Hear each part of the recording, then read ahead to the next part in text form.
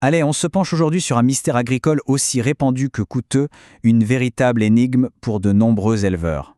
Alors, de quoi parle-t-on exactement? Eh bien, on parle d'un problème récurrent, de pertes qui se répètent et qui ont un impact énorme, non seulement économique, mais aussi émotionnel pour les agriculteurs. Et attention, l'enjeu est de taille. Il ne s'agit pas du tout d'un petit souci isolé, mais bien d'un défi majeur auquel sont confrontés les producteurs partout dans le monde. Bon, la première étape de notre enquête, c'est assez logique. Il faut mettre un nom sur le principal coupable qui se cache derrière ces avortements.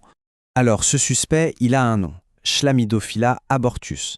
Il faut bien comprendre que ce n'est pas une bactérie comme les autres. C'est elle qui est responsable de ce qu'on appelle l'avortement enzootique ovin.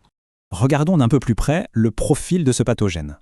Ce qui le rend si redoutable, et c'est vraiment sa particularité, c'est qu'il vit à l'intérieur même des cellules de l'animal.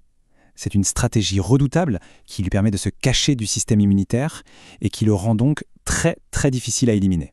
Et comme tout bon coupable, il a une signature bien à lui, une sorte de marque de fabrique qui permet de le reconnaître. Ce qui est vraiment frappant, c'est le timing. L'infection peut avoir lieu à n'importe quel moment de la gestation, mais les conséquences, elles, apparaissent presque toujours dans une fenêtre très précise, les 2 ou 3 toutes dernières semaines.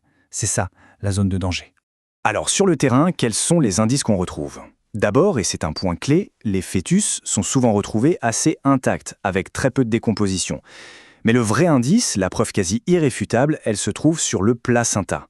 La bactérie s'attaque directement à lui et y laisse des lésions très caractéristiques. Ok, on a identifié un suspect, mais attention, le plus dur reste à faire, prouver sa culpabilité sans l'ombre d'un doute. Parce que le souci, ce n'est pas qu'on manque de suspects, c'est plutôt qu'il y en a trop et qu'ils se ressemblent tous. Il faut donc éliminer les fausses pistes pour être sûr de son coup. Et c'est là que ça se complique. On voit bien ici que plusieurs agents pathogènes peuvent causer des symptômes très similaires. Avortement en fin de gestation, agneau faible. Alors, comment faire la différence? C'est tout le défi pour les vétérinaires. Et comme si ça ne suffisait pas, il y a un piège. Une sorte de sosie bactérien qui vient brouiller les pistes. Cette bactérie, qui est de la même famille, peut rendre les tests positifs alors que notre coupable n'est même pas là. C'est un vrai casse-tête. Heureusement, la science a fait des progrès énormes.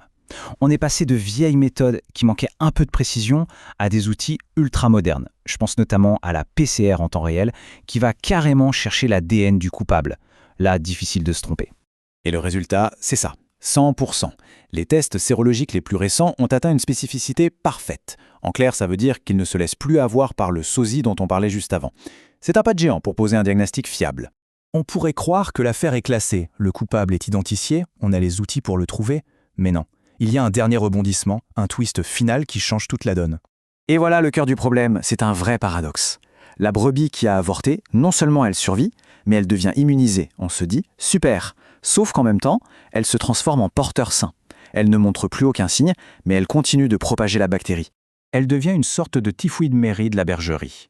Une menace invisible, silencieuse, qui va contaminer les autres et relancer tout le cycle infernal de l'infection au sein du troupeau. Et c'est ça qui rend la lutte si compliquée. Quand la victime d'hier devient la menace cachée de demain, comment est-ce qu'on peut vraiment mettre un point final à l'enquête? C'est le défi de tous les jours pour les éleveurs et les vétérinaires face à cette maladie vraiment insaisissable.